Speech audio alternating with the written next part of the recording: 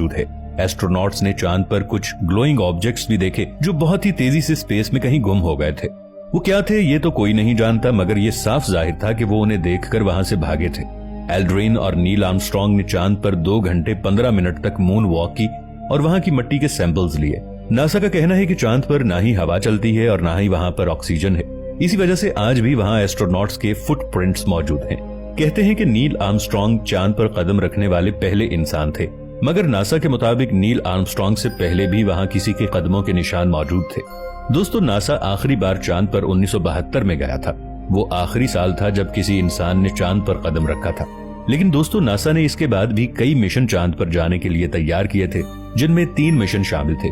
वो थे Apollo 18, Apollo 19 और अपोलो 20। लेकिन नासा ने ये तीनों मिशन कम बजट होने की वजह से लॉन्च ही नहीं किए थे। क्या वाकई नासा के पास बजट की कमी थी, या वो हमसे कुछ ऐसा छुपा रहे थे जिसकी वजह से दुनिया भर में डर का माहौल फैलने का खदशा था? 12 साल पहले एक यूट्यूब यूजर ने अपने चैनल पर एक वीडियो अपलोड की थी जिसमें अपोलो 20 मिशन की फुटेज दिखाई गई थी। ये वीडियो अपलोड होने के फौरन बाद बहुत ही तेजी से वायरल हुई थी। ऐसा क्या था इस वीडियो में? 1976 में सोवियत और अमेरिकन गवर्नमेंट्स के जरिए एक मिशन को लॉन्च किया गया था, जिसमें फिर से एस्ट्रोनॉट्स को चांद पर भेजा गया था। जब एस्ट्रोनॉट्स चांद के डार्क साइड वाले एरिया में पहुंचे तो उन्हें वहां एक टूटी हुई शिप दिखाई दी, जिसको देखकर लग रहा था जैसे वो कई सालों से वहां पड़ी थी।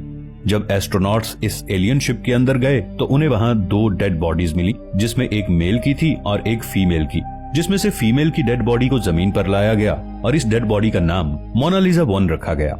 इस वीडियो के मुताबिक इस डेड बॉडी को जमीन पर एरिया 55 में रखा गया है। खैर, नासा ने इस वीडियो को फेक करार दिया, मगर यूएफओ रिसर्चर्स के मुताबिक ये वीडियो सच है। आपकी इस बारे में क्या राय है, कमेंट्स में जरूर बताइएगा। दोस्तों, एक तरफ नासा एलियन के वजूद से इनकार करता है और दूसरी तरफ अपोलो 17 के ठीक 5 साल बाद स्पेस में वॉयेजर 1 और वॉयेजर 2 स्पेसक्राफ्ट भी भेजता है, जिसमें उन्होंने जमीन और इंसानों की 116 तस्वीरें और अलग अलग जबानों में गाने गोल्डन रिकॉर्ड में कैप्चर करके स्पेस में भेजे थे।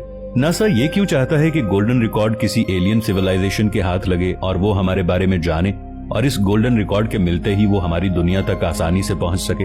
दोस्तों, साइंटिस्ट की माने तो चांद पर बड़े बड़े टॉवर्स भी हैं। इन टॉवर्स की लंबाई 2000 से लेकर 2500 मीटर तक हो सकती है। नील आर्मस्ट्रांग और एल्ड्रिन ने भी ऐसे ही किसी टॉवर को देखने का दावा किया था। एक्सपर्ट्स के मुताबिक ये टॉवर हजारों साल पहले एलियन ने बनाए होंगे। ये बात नासा ने आम लोगों से छुपा रखी थी। कहा जाता है कि फिलहाल ये टॉवर्स वीरान पड़े हुए हैं। इन टॉवर्स के बारे में जानने के लिए ही नासा ने साल 1969 से लेकर 1972 तक लगातार 6 बार इंसानों को चांद पर भेजा था। दोस्तों, यहाँ तक कहा जा रहा है कि जब इंसान आखिरी बार चांद पर गए थे तो वहाँ उनका सामना एलियन से हुआ था। उन एलियंस ने उन एस्ट्रोनॉट्स को वहाँ से जाने की वार्निंग भी दी थी।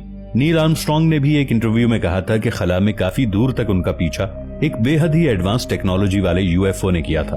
दोस्तों, एलियन थ्योरी पर काम करने वाले कुछ साइंटिस्ट का कहना है कि चांद अंदर से खोखला है, क्योंकि चांद की सतह के नीचे एलियन की अपनी एक दुनिया है और उन्होंने यहाँ अपना एक बेस बना रखा है। दोस्तों, जब नील आर्मस्ट्रांग चांद पर उतरे तो उन्होंने वहां पर एक थैली को फेंका जिसमें उनका और उनके साथियों का यूरिन वगैरह था। नील आर्मस्ट्रांग के चांद पर इस थैली को फेंकने से 10 साल पहले लूना 2 नामी एक रूसी स्पेसक्राफ्ट चांद से टकराकर तबाह हो गया था। इसलिए उस स्पेसक्राफ्ट का कचरा भी चांद पर चारों तरफ बिखरा पड़ा था। उम्मीद है ये कूड़ा आज भी वहां पर वैसे का वैसा ही पड़ा होगा, क्योंकि वहां पर जमीन के मुकाबले में काफी कम डिस्टर्बेंस है। रूसी स्पेसक्राफ्ट के तबाह होने से लेकर आज तक हम इंसान चांद पर सिर्फ कूड़ा ही कूड़ा फैला रहे हैं। नासा का कहना है कि चाहे चांद पर कोई न रहता हो, पर आज भी वहाँ 190 टन कचरा यहाँ वहाँ बिखरा पड़ा है। अगर चांद के इस कूड़े को इकट्ठा किया जाए तो इसके लिए 10 बड़े ट्रक्स की जरूरत पड़ेगी। बताया जाता है कि आज से 910 साल पहले यानी 11वीं सदी में चांद अचानक से गायब हो गया था। उस वक्त चांद कई महीनों तक लगातार गायब रहा था। ऐसे में सभी मजाहिब के लोगों ने बड़े पैमाने पर अपने अपने मजाहिब के मुताबिक इबादत की और इसके बाद दोबारा से चांद अचानक सामने आ गया। साइंसदानों के मुताबिक उस वक्त एक बहुत बड़ा वोल्केनो विस्फोट हुआ था, जिससे राख और धुएं के बादल निकलकर आसमान में फैल गए थे, जिसकी वजह से चांद नजर नहीं आ रहा था। लेकिन अगर ऐसा था तो फिर कई महीनों तक धुएं के उन बादलों ने सूरज की रोशनी को क्यों नहीं ढका? अगर ऐसे में सूरज की रोशनी जमीन पर ना पहुंचती तो एक टाइम के बाद जमीन पर हर चीज बर्फ से जमना शुरू हो जाती, जिससे सब इंसान और जानवर मारे जाते। दोस्तों, वीडियो अच्छी लगने की सूरत में इसे लाइक और शेयर जरूर कीजिएगा। मिलेंगे नई वीडियो के साथ, तब तक के लिए अल्लाह निगहबान।